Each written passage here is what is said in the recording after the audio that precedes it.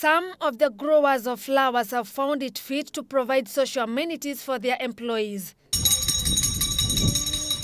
You find that there are schools established in some flower farms. At least children have something to call a classroom.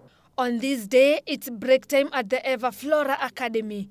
We find the nursery school children playing. Their teacher, Angela Ateno Juma, is here to guide them.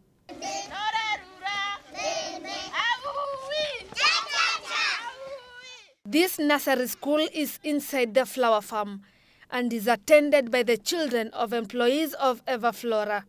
Kwa kwanza napendelea sana juu wazazi wa hapa kwa shule zingine ni mbali sana. Sawa, unini shule ziko karibu zinaweza fanya wazazi waleta watoto wao karibu.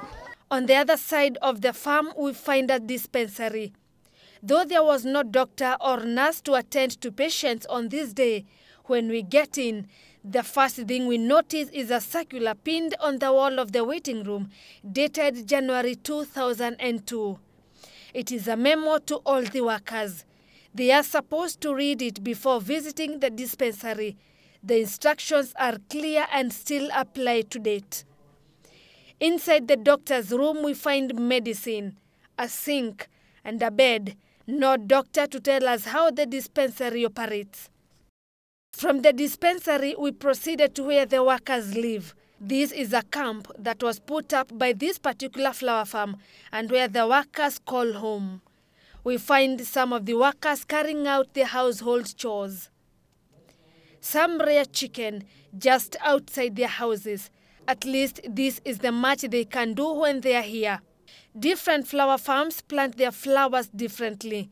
There are those that plant direct in the soil, while others plant on raised beds. The raised beds are more preferred by many workers. Also easy for the workers because there are some lazy workers also.